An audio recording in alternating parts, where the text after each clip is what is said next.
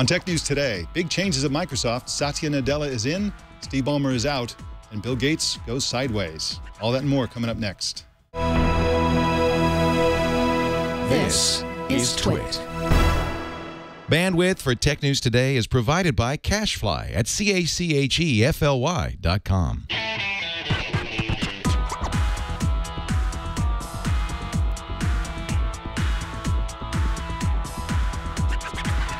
It's Tuesday, January 4th, 2014, and this is Tech News Today. This episode is brought to you by Sharefile. Enhance your workflow and send files of almost any size easily and securely with Sharefile by Citrix. Try Sharefile today. For a 30-day free trial, go to sharefile.com and click the microphone and enter TNT. And by Squarespace, the all-in-one platform that makes it fast and easy to create your own professional website or online portfolio. For a free 2-week trial and 10% off, go to squarespace.com and use the offer code TNT2. Welcome to Tech News Today. I'm Mike Elgin. I'm Sarah Lane. I'm Tanya Hall. And I'm Jason Howell. Tech News Today explores the top tech news in 30 minutes or less. Satya Nadella is Microsoft's new CEO. Nadella has been with the company for 22 years. Founder and former CEO Bill Gates will step down as chairman and take an advisory role to Nadella. Board member John Thompson, the lead independent director, will become chairman. Current CEO Steve Ballmer, who may soon be the company's largest shareholder, will remain on the board. Nadella starts work as CEO today.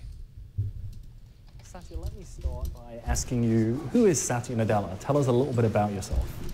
I'm 46 years old. I've been at Microsoft for 22 of those 46 years. I've been married for 22 years to a wife I've known ever since high school. We have 3 kids. Like anyone else, my experience and how I think is all been shaped, I guess, by my life's experience. And the one thing that I would say that defines me is I love to learn. I get excited about new things. I buy more books than I read or finish. I sign up for more online courses than I can actually finish. But the thing about being able to watch people do great things. I think he's going to be learning a lot in the next years ahead as CEO of Microsoft. Well, with us to talk about the new CEO is Elise Hu. She's a reporter who covers technology for NPR's radio and online news outlets. Thanks for being here, Elise. Hey guys, thanks for having me. Elise, you wrote a piece this morning called 8 Things Worth Knowing About Microsoft's New CEO, Satya Nadella. Can you tell us a few interesting things about this guy? Yeah, what I was trying to do was find some quirkier things or some details about his personal life that might shed some light on Mr. Nadella. One thing that we found is, he talks about being a father of 3, and in past interviews, 2 of his children, he has said, are special needs kids. So he has spoken in the past just about his family responsibilities and thinking long term, and that family actually helps encourage him to think longer term, because in business, they're kind of looking at quarter after quarter. And so I thought that was really interesting. Also, he is from Andhra Pradesh, a large southern state in India, and specifically its capital, Hyderabad, where Microsoft also has a big presence. And so his Indian roots, we also looked a little bit into. I'm sure the folks of Andhra Pradesh are quite proud that there's another big name Indian American CEO. The inevitable comparisons to Steve Ballmer have Nadella, at least at this point, seeming like the exact opposite. Is that a good thing for Microsoft and the culture moving forward? I think analysts are still not sure. I mean, there's been some reaction that whether, or I guess questions about whether somebody who has been a veteran of Microsoft for the last 22 years can really champion the innovation and the ruthless change and new ideas that the company so much needs. And so I think analysts are taking a wait and see approach as of now, but obviously a very different style than Ballmer, just watching that interview that they put out. So the personal style will be something that we'll be watching over the next few months and years. Well, Nadella has a lot of education and experience. He has multiple degrees in both engineering and in business.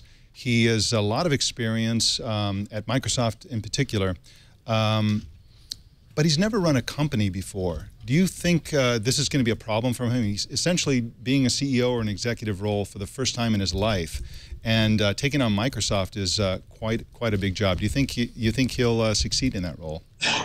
I think that that's probably a question that he got from the board a lot, but you really can't say that you've run a company unless you've run one, right? And so I think this is something that he is he'll be tested here. But from all accounts and from all our sources, they say that he's very well liked within Microsoft and by the engineers, because he is said to have deep technical knowledge, which the engineers of Microsoft are going to respect. So I think that's going to be something that we'll watch, as well as his relationship with Bill Gates. I mean, Bill Gates's role is obviously also changing, as y'all mentioned, to become a technical or technological advisor to Nadella. So how Nadella and Gates will work together is another pivot point that is worth watching. You know, you talked about his compassion and what kind of person he is, you know, but and his relationship with Bill Gates, very important. But is he going to be able to stand up to his old boss? You know, he's going to be, he used to report to Ballmer. Now Ballmer is going to be basically on the board. Yeah, and I think that's going to be the key test. We don't know a whole lot about his temperament. I think that is the reporting that needs to happen over the next couple of days and weeks as this comes out. But he has been very laudatory of Ballmer in past interviews. He seems to really deeply respect Ballmer and be a real company man. I looked at his Twitter account that he hasn't updated since 2010, but almost every message was about, you know, something new that Microsoft was rolling out. So an insider's insider, are very loyal to the company. And so how this role change is going to happen is one of the real interesting sort of political things to watch. You know, I was previously a political reporter, and I feel like these personality dynamics are some of the things that our future reporting can really get into. Now, there were reports earlier last week that that Nadella, as part of his contract negotiations, was insisting that Gates take an advisory role to him. That struck me as kind of a publicity stunt, a face-saving move for Gates, as a way to kind of remove Gates as the chairman without making it seem like he was somehow demoted. Do you think there was anything legitimate to that request, that he actually wanted Gates to advise him on a technology basis? Yeah, there's two schools of thought on that. One is yours, which you just presented, this idea that this is a face-saving move. The other, the more sort of optimistic take on this, is that Nadella actually really respects Gates as a product guy in developing tech products, and that in his role as chairman, he wasn't able to do that. And so Nadella actually did want him to sort of step down from the chairman role in order to have more flexibility in thinking about the future and this quote-unquote ruthless innovation that Nadella is speaking of in his first interview as CEO, the one that he did with Microsoft. Well, thank you for introducing us to Satya Nadella, the new CEO of Microsoft. Elise, again, I appreciate your time today. Thanks for having me. You can find Elise on Twitter at EliseWho, on her Twitter account is spelled WHO. We're going to hear a lot more about Bill Gates' new role and his history at Microsoft, but first I want to tell you about Sharefile from Citrix. Now, we all send documents via email, and it's a terrible idea. Hackers love it because email is so insecure. There's a much, much better way to send documents, especially very large documents, and that way is Sharefile. Sharefile lets you send spreadsheets, PowerPoint things, contracts, all kinds of sensitive information. You can share it over email and know that it's not going to get into the wrong hands. Sharefile is a service that I use, and I use it for all kinds of things. Lots of people use it for extremely large files because you can send gigabyte-sized files, multi-gigabyte-sized files over Sharefile very easily, and it's one way to get past a lot of corporate security that sometimes either takes anything with an attachment and puts it into the spam folder or looks at anything over a certain size and fails to deliver it. Everything will be delivered with Sharefile because it's simply a link to a secure location where that file is kept. And once the person who gets the file opens it, you'll be notified. You know who opened it, you'll know when they opened it, and it's really great for your peace of mind, especially, again, if it's a secure document. I've been following this company for a long time, and I know that if you look at which kind of professionals really like Sharefile, you'll notice that it's people in the financial industry, people in the accounting business, people who deal with trade secrets and sensitive information, files that they simply cannot lose, that they do not want to get in the wrong hands. They use Sharefile because it's so secure, and you should use it for the same reason. We were reporting on hack attacks almost every day on TNT. And of course, email is one of the least secure forms of communication. So always use Sharefile. Send all your files with sharefile.com. And of course, it's free. It's free to try for 30 days. So I recommend Sharefile. If you're not using Sharefile yet, sign up for our free trial. No credit card required. You don't have to enter in your credit card number, nothing. Just go there and use it for free. There's nothing to lose. You'll find out why millions of professionals rely on Sharefile for their most important documents. Get started today with our free 30-day trial. Go to sharefile.com, click on the microphone at the top of the homepage, and enter TNT. That's sharefile.com, and type in TNT. It's free. Try it now. And we thank Sharefile for their sponsorship of Tech News Today. Well, Sarah, Bill Gates has a new role, and for the first time in his career, he's not the chairman. Yeah, as Elise already told us, Bill Gates is giving up the big seat as chairman, but also taking on what you could consider a bigger role at Microsoft. He's stepping down from his position as chairman, but is taking up the role of technology advisor to the new CEO, Satya Nadella. Though Gates has said multiple times in the past on record he'd rather work on philanthropic projects than Microsoft, Nadella apparently requested Gates' assistance specifically, and Gates explained a little bit more in a somewhat awkward video uploaded to Microsoft's YouTube channel. About the choice of Satya Nadella to be the CEO of Microsoft. Microsoft has a long history of innovation, going back to the beginning where the vision of the personal computer was something that Microsoft helped bring to life. Our vision of a platform that software developers could thrive by building on really initiated the entire software industry. We brought forward graphics interface, we took advantage of the internet. So as the industry changes, we have to innovate and move forward. Satya's got the right background to lead the company during this era. There's a challenge in mobile computing. There's an opportunity in the cloud. And the various business groups he's worked in, he's driven innovation, gotten architectures put together that really meet the needs of our customers. So Gates is in favor of Satya Nadella, no surprise there. Joining us today to talk about Gates' new role is Ed Bott. Ed is a longtime technology columnist and author who's written more than 25 books about Microsoft products. Ed, thank you so much for joining us. Oh, pleasure to be here, Mike. So why remove Gates as chairman? Well, I think there's a role that he's playing that might be a third option compared to the other two that Elise mentioned. I think that Bill's role with Satya is you've got two product guys there now, which is the first time you've ever had that. Ballmer was very much a business guy, and he didn't have a chief technology officer. You've now got two engineering-focused guys there. So I think that Satya really doesn't need the help with products. What he really needs help with is navigating the tricky politics of Microsoft's board and of international antitrust agreements and licensing arrangements and such. And that's something that Bill Gates can do very effectively as sort of a consigliere to Nadella. Well, it seems, you mentioned politics, it seems like a great move on the part of Nadella because, you know, his authority is now associated with Gates's authority. Gates, of course, was either the CEO or the chairman, to the best of my knowledge, as every single board member and every single employee at Microsoft came on board. So he has a lot of authority, a lot of background with the company.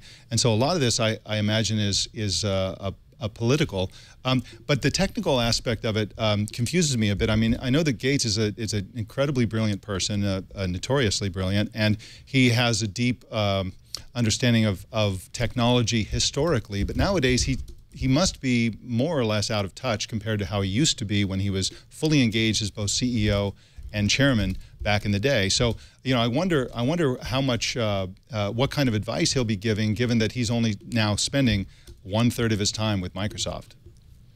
Well, I think that's a very, very good question. Most of Bill Gates' product experience, as you accurately state, is at least 10 years old. And Satya Nadella has been the driving force behind the most successful divisions of Microsoft today, the cloud and enterprise-focused divisions. And basically, Bill has been the chairman of the board during the time when all of those things happened. So he's been there approving the initiatives that Satya Nadella brought to those divisions. So I don't think you're going to see fundamental changes there. More likely, you're going to see him as a sounding board for things that happen in the future, especially for things like integrating Nokia into the company and making sure that the hardware and devices divisions are able to spin up properly after what was arguably a stumbling start. What are your thoughts on Bill Gates being Microsoft's largest shareholder, individual shareholder, 4.3% stake, and the idea that as chairman of the board, that's just too much power? Well, you've got him and Ballmer both having almost equal shares. In fact, I think Ballmer, by the end of this year, might be even a bigger shareholder than Bill Gates, because Bill is divesting a lot of his shares to fund the Gates Foundation. But I think that is going to be a very big question with a new director coming on board next month, the Value Act representative, who's going to be coming on and demanding that shareholder value be unlocked, which is code for spinning off different divisions. Bill and Steve still have a lot of voting power, and it will be very, very interesting to watch the dynamics as an activist shareholder comes on board as a director and confronts those two very powerful shareholders. But don't you think that he is eventually going to back off some of his time and he's going to focus more on his foundation, that this may just be a political move to say that he's still engaged and prevent any sort of negative public relations issue? Well, I'm not sure that I would call it politics or public relations. I think I would call it a graceful transition, and he gets to be the sort of chief advisor to help Satya Nadella navigate his way through what is going to be probably some very contentious board meetings over the next 3 to 6 months. You're absolutely right, though, that Gates has made it very clear that his heart lies with the Gates Foundation right now. And I don't think that he wants to be there with a long-term presence. So he is easing himself out, and this is probably the most face-saving way for him to do it. So Ed, you and I have been covering Microsoft and Windows since way back when Bill Gates was the CEO, and he was notorious and to a certain extent legendary for his work ethic, for his direct involvement in everything, for his ability to completely humiliate employees by saying things like, "That's the stupidest thing I've ever heard." He was really quite a maniac of the day. Now he's a teddy bear, saving lives and doing all kinds of wonderful things. But I can't help but think that looking back at the history of Microsoft, it's so intertwined with the person of Bill Gates. I think even when he was CEO, the successes were to a very large extent a reflection of his attitude, personality, and skills, the aggressive nature of his industry dominance, but also some of the mistakes. I get the feeling that a lot of the sort of wrong turns that Microsoft may have made in certain technologies, the belief that you have a super expensive, super complex thing, and then you make it simple with something like Microsoft Bob or Clippy or something like that. His aggressive sort of antitrust issues that the company got into.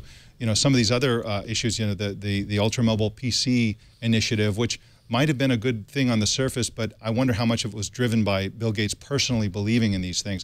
Do you see it that way? Do you see the history of Microsoft being super entwined with the person of Bill Gates? Well, I think there's a lot to what you just said there.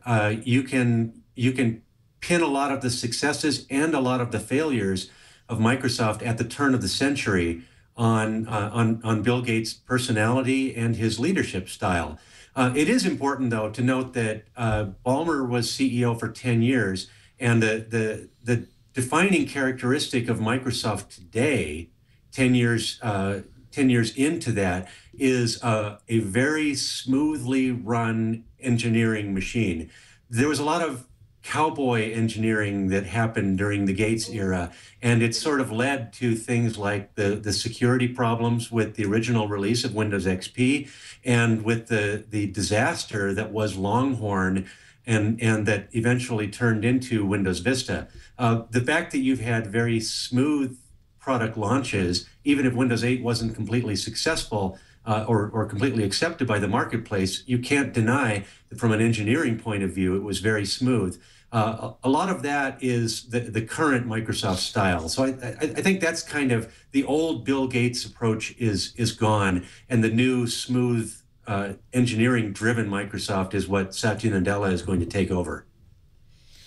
I hope that along with that, and I'm sure you do as well, that Microsoft will start doing more with its incredible research organization. Microsoft Research is just one of the greatest research areas in the industry, truly, and you oftentimes don't see these technologies making it into products. Do you think the engineering focus might help with that? Well, it should. Having an engineer in charge will help there. One thing that I found both amusing and a little disturbing was in the video that introduced Satya Nadella to the Microsoft shareholders primarily. Where he talks about, he buys too many books and can't finish them and signs up for too many online services and doesn't have time for them. That's classically been the problem with Microsoft, is that it makes too many bets and can't really focus its energy on any of them very well. I think one of the things that the company needs to do and that its CEO needs to focus on is being very careful about choosing those bets, and then putting a large investment behind each one of them and continuing to drive them forward rather than giving up on them quickly. So from the standpoint of staying focused on the direction of, again, 90% of the computer base, only 5% of the mobile and tablet space, is having products like Bing and Skype a distraction? Do you think he'll break those off, or do you think he'll keep everything together moving this forward? Well, Bing and Skype are interesting products because they're sort of intertwined into so many of the Microsoft products that are both consumer and enterprise focused. Skype goes with Link, and Bing is you may think of it as Bing.com, but it's actually a set of search technologies that are integrated throughout a whole bunch of consumer and enterprise products. If you get rid of Bing, if you sell it off there, what you've done is you've taken out some of the core infrastructure that goes with a lot of those products, and you've basically given Google an opening in the marketplace that is it would be a catastrophe for Microsoft. It might be that there's a need to lessen Bing.com as the thing that the world focuses on, but you can't get rid of search technologies as a core part of consumer and enterprise products, and you can't get rid of communication products like Skype and Link as a core product, as a core part of again, those consumer and enterprise products. I think he said a very important thing this morning, which is that it's really hard to say this is consumer and this is enterprise. Those things are increasingly intertwined. And so, I think that's, for better or worse, what you're going to see. Ed, one last question from the chat room here, very quickly. Someone named Orko points out that Nadella has been very supportive of open source, and it's something that is a possibility, I guess, for Microsoft, a possible direction. We've heard little noises here and there about the possibility of Microsoft being more warm and fuzzy about open source. What do you think? Microsoft has been one of the biggest contributors to open source over the last couple of years, and if you dig deep into that, you find that there's a lot of open source agreements, and there's a lot of open source running in Microsoft. You find people like Scott Hanselman, who has been a public face for the division that Satya Nadella runs, and he is a very vocal and public and articulate defender of an advocate for open source technologies. So I think you're going to see a lot more of that, not less. Okay, well, Ed, thank you so much for coming and talking to us about Bill Gates, the man, the legend, and now the advisor. Thanks again for joining us. You bet, my pleasure. All right, you can find Ed Bott all over the internet. You can find him at ZDNet and at edbot.com. You can also find his many, many books wherever fine books are sold. Well, John Thompson is replacing Bill Gates. That sounds like pretty big shoes to fill. It is, and we haven't really talked about that, but that is and quite a controversial move too. There's been a lot of debate. He's only been on the board for about 2 years, but he's got extensive background. So though Gates will remain active, and we talked about that, it's kind of interesting, really, that they've picked somebody, again, that's only been on the board for 2 years. And although he says he's been a fan of Microsoft and a big supporter for many, many years, and his experience is he's got a wealth of experience. He's got 12 years at Symantec, 10 years of those he was CEO.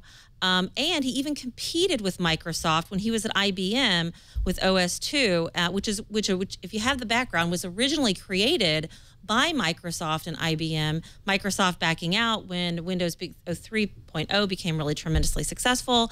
IBM competed. He worked for them then, and he's now the CEO of Virtual Instruments, a cloud company. He's an investor.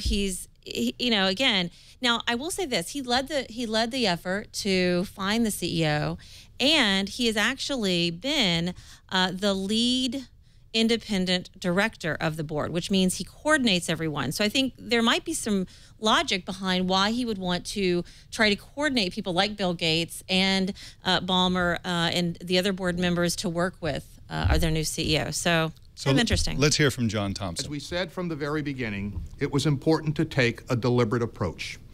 We aimed to complete the process within 4 to 6 months, and we met that goal.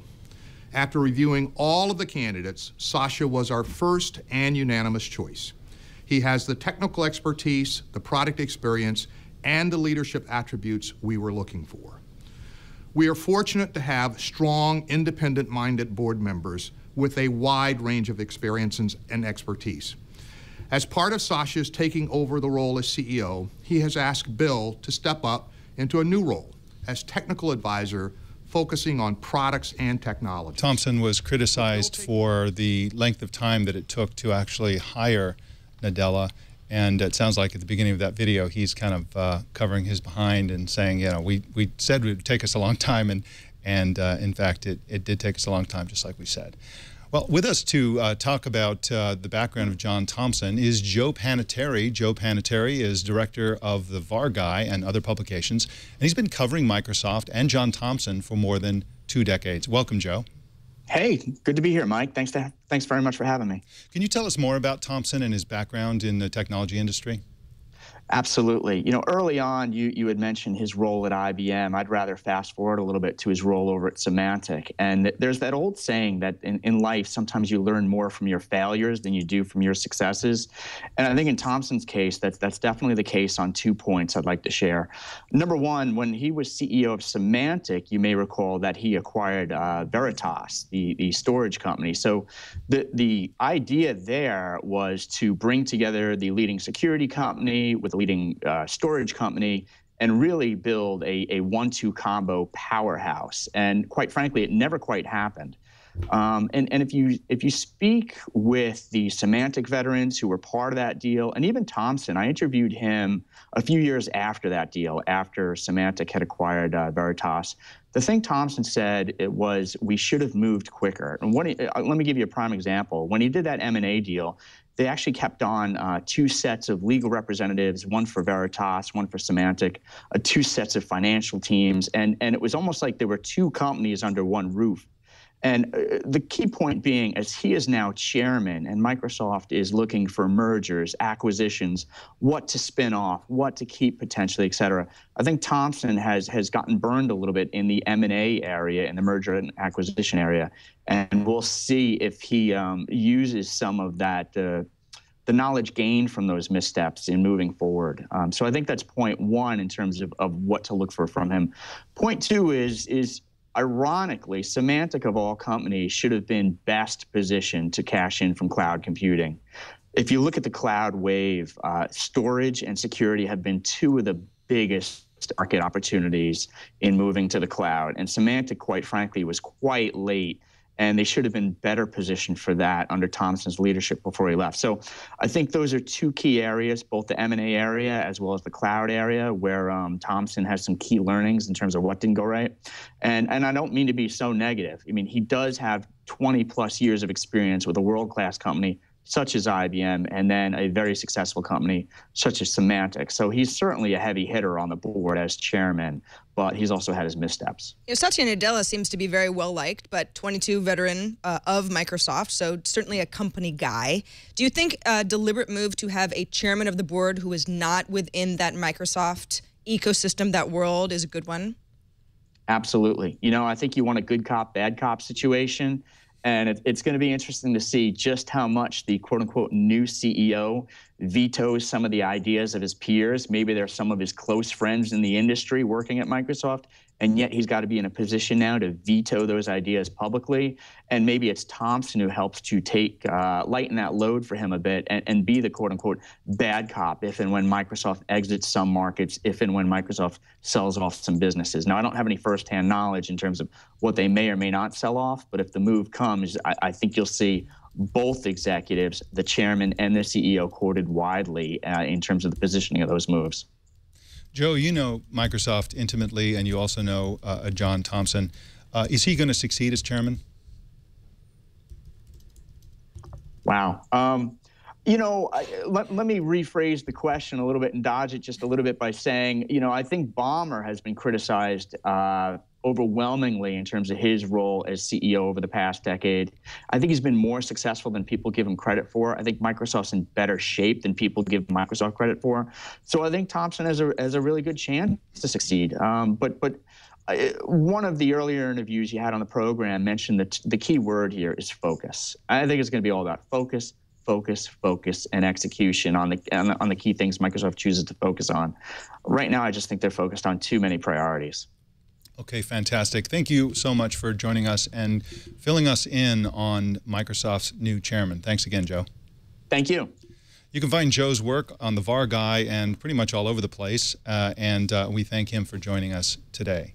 We're going to take a look at Steve Ballmer's legacy at Microsoft in just a second, but first I want to tell you about Squarespace, my favorite website creation and hosting tool ever. I've been building websites since the early 90s. I have used a lot of good services, a lot of bad services, but nothing comes even close to how awesome Squarespace is. It's awesome because they make you look awesome. When you put up a website in the internet, you will be judged by the quality of that internet, both from a design perspective, from a navigation perspective. How does it work? Is it up all the time? Does it look good? Does it have good features? All those things are taken care of by Squarespace because they have more than 20 new beautiful templates for you to start with. So you start with a template, even if you don't know anything about building a website. You pick a template, and then you go in with their easy-to-use tools to change it, to optimize it, and customize it so that your website is unique, the only one like it on the entire internet. And again, it's very easy to use, and you don't need design skills. I certainly don't have design skills, and I'm able to put up very quickly beautifully designed websites by using Squarespace. If you need help, they have 24 hours a day, 7 day a week tech support. Their tech support is fantastic. They get back to you. A real person will answer your actual question. They don't send you off to look at some knowledge base or something like that. They'll actually simply answer your question. It's only $8 a month. It includes a free domain name if you sign up for a year. They also have a Squarespace metric app for iPhone and iPad that lets you check site stats like page views, unique visitors, and social media followers. If you have a blog, if you use Squarespace to build a blog, you can use the blog app to make text updates, tap and drag images, and change layouts, and monitor comments on the go. So you'll be very responsive to the people who comment on your blog, which is really fantastic. And again, you can do it from your phone. Squarespace takes care of hosting. This is one of the best parts. They take care of all of that. So you don't have to, and you pretty much can't bring a Squarespace site down. I'm not aware of any Squarespace site that has ever been brought down. It's super robust. And that is very important if you happen to end up with a super popular post. It gets slashdotted. It goes to viral on YouTube or on Facebook or something like that, and you get tons of traffic. The Squarespace site isn't even going to blink at that. It's no big deal. They can handle huge traffic. So start a free 2-week trial with no credit card required and start building your website. When you decide to sign up for Squarespace, make sure you use the offer code TNT2 for the month of February to get 10% off and to show your support for Tech News Today.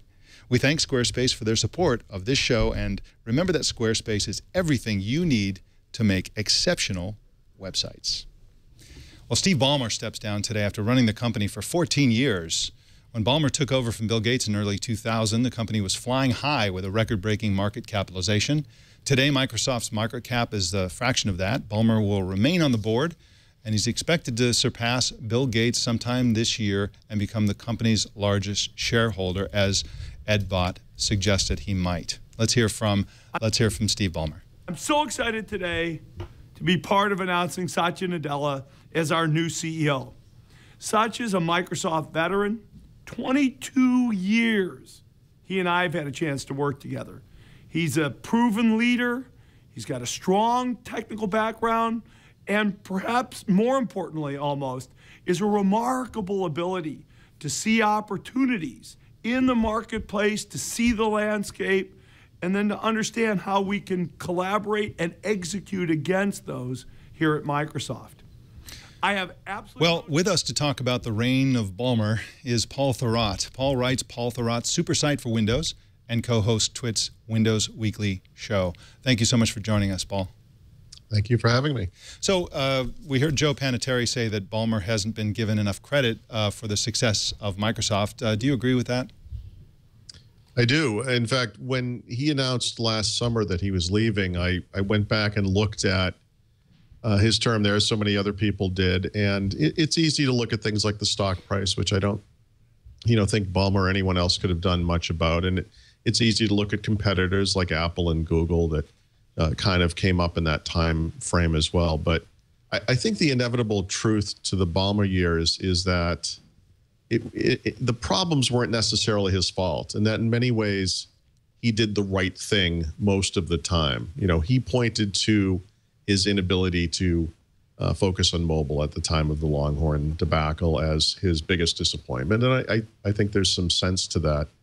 But to be fair, nobody saw that coming, really. So I think the Microsoft of the early 2000s was in many ways just preordained from the successes that the company had had before that. So you've got two really strong people on the board, of course. You've got Bill Gates, you've got Ballmer, and then you've got Thompson stepping in to, coordinate with them. Is he really strong enough to push back on some of the other board members? That's a good question.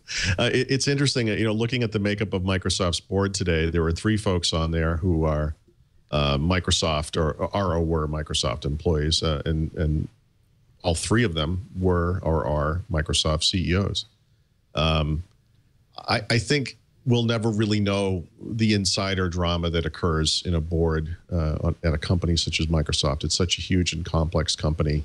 I think it was Ed who had mentioned earlier, or actually possibly Tanya might have mentioned the notion that Gates coming back as an advisor and spending more time with the company may in some ways be sort of a PR move.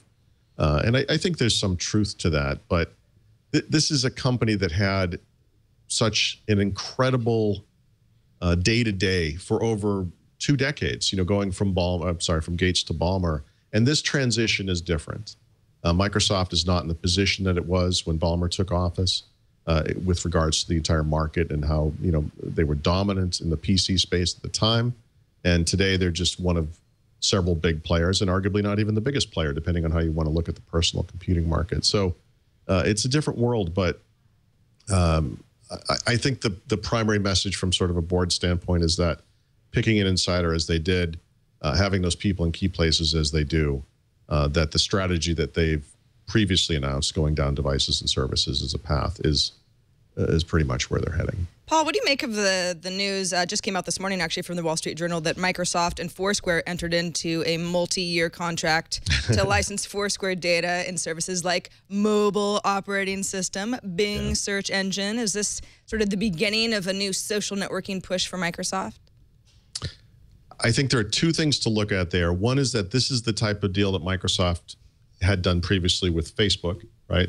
It doesn't negate their Facebook investment and so forth, but this is Microsoft looking beyond Facebook. So Microsoft, I think, is just getting out there a little bit more into an area where they're not going to be there themselves as a first party. But the other aspect to this, and I think this is very important, when people talk about devices and services, and when Microsoft says devices and services, a lot of people think of it as Microsoft makes the device, Microsoft makes the service. But I think on both of those halves, what you see is Microsoft also integrating with other companies' devices and with other companies' services. And I think that's just really kind of a bigger picture there. I'm not ready to let Microsoft, Ballmer, Gates, and so on off the hook quite yet. I mean, it's hard to say that Microsoft was an unsuccessful company. It's certainly, for investors and so on, it's been a great company. They've You know, who can argue with billions of dollars in profit, right? But I think it's clear that they haven't met their own objectives, their own goals in mobile, in the consumer space, and so on. And I can't help but think that this choice of Satya Nadella, keeping Ballmer on the board, removing Gates as chairman, but keeping him on the board and working as an advisor, is a kind of entrenchment into what they do best, which is the enterprise and cloud. And I just don't know who in a position of power in that company is going to give them the vision they need to succeed in the consumer marketplace. Yeah, I guess if you were looking at this cynically, as some have done, you might look at Satya Nadella as more of the same, in the sense that Microsoft is primarily a company that focuses on businesses or sees the greatest success with businesses. And certainly there's some truth to that. I don't know that there's anything in his history to suggest that he will be a huge proponent of consumer technologies or will in some way instill that spirit to Microsoft. And so we'll have to kind of take a wait and see approach. There was some talk earlier about whether Microsoft might spin off some businesses. And it's interesting to me because a lot of the businesses that one might think they should spin off, Bing and Xbox being the two biggest, are arguably mostly or all consumer-oriented businesses. So we're going to have to see. But, you know, speaking of devices and services, that suggests an equality between the two. I actually see Microsoft as much more of a services company, which is a direct descendant of their past as a software giant. And so in many ways, they are and will become a services giant. It remains to be seen how well that they do on the devices side. And that's really the consumer bit when you think about it. But that's what they're trying to rebrand themselves as a devices and services company. So what is the one thing that the new CEO needs to do to make that brand true? To make the devices and services brand true? Right. Well, you know, it's kind of a tough thing because I think on the business side of the house, they're doing fine. And you could make the argument that they are the business services company, you know, that in that sense, they're still very dominant. The devices thing is a little iffy, although I would point out that Microsoft does a very good job of supporting popular mobile devices regardless of who makes them. You know, they support Android and iOS through, you know, their MDM offerings and with mobile apps and all that kind of stuff. On the consumer side, Microsoft actually has some tremendous consumer-oriented cloud services. You know, SkyDrive, obviously, Outlook.com, Office 365, Xbox Music and Video, and so on, and Bing too, actually. The devices side is pretty obvious: Xbox plus Surface, and then the Lumia stuff. So, I think in many ways more of the same is okay, but you know, one of the questions here is whether Windows is the dominant factor for Microsoft going forward, as it has been in the past. I wrote something about that this week, coincidentally, but it is a question of whether Microsoft can continue with its in-house brands or if it needs to diversify further and become more of a company like it was in the beginning when it made software for other platforms. Looking into the future and imagining your unauthorized biography of Steve Ballmer, how would you characterize his reign, and what do you think his best and biggest accomplishment was? Wow.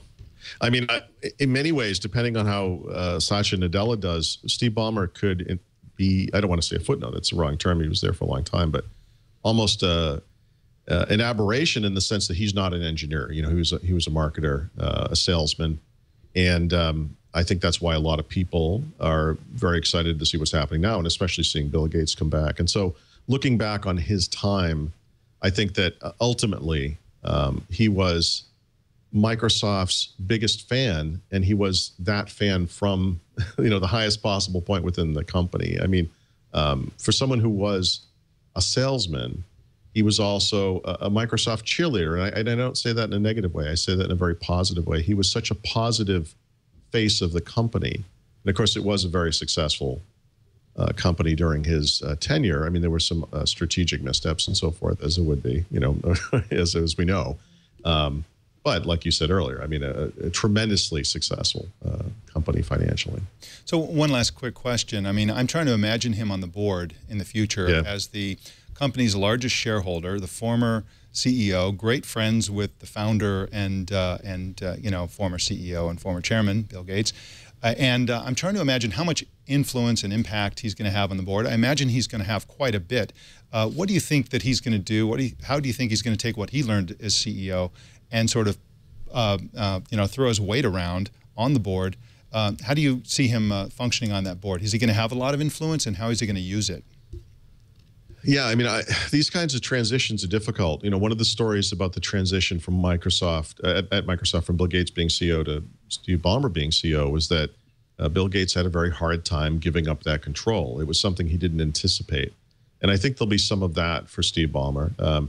You mentioned that this former CEO is going to be sitting there on the board of directors, but sitting right next to him, by the way, will be his best friend, who was the previous CEO of Microsoft, too. So it's not just Ballmer, it's the fact that these two guys who strategized together for so many years, for decades really, will also be very powerful and vocal voices, I'm sure. So I think there'll be a feeling out period of a year or whatever amount of time, and we'll see how Satya Nadella does. But as good as a pick as I think he is, I think the one potential downside to this is that he is that insider, that he does come from that culture. And the question is whether or not he can change Microsoft and do the right things to make it grow in this really, really changed technology industry. And Paul, of course, you are one of the most knowledgeable people writing about Microsoft. Just the big picture. We've been talking about Ballmer, but the big picture about this change, all the shifts, the new CEO, Gates' new role. How are you feeling about this? You feeling good about the company now? Yeah, I think this is. I think personally that this is a positive move overall. I think that Microsoft is ideally situated to take advantage of this move to cloud services, especially on the business side. They haven't had as much success on the consumer side as we know. This is an area that Microsoft is keenly interested in. Ballmer had argued that consumer and business were, intertwined in ways that didn't make sense for it to focus only on businesses. But there are always going to be questions because the world is changing. People use tablets and smartphones. They don't use traditional computers by and large. And that's how Microsoft rose to such great success. But, this company is in many ways a chameleon and has certainly transformed itself many times over the years. And so this is a big challenge. But overall, yes, I think this is a positive move, and I feel pretty good about them going forward. Well, thank you for joining us on short notice today, Paul. I really appreciate your insights. Oh, no problem. Thank you for having me.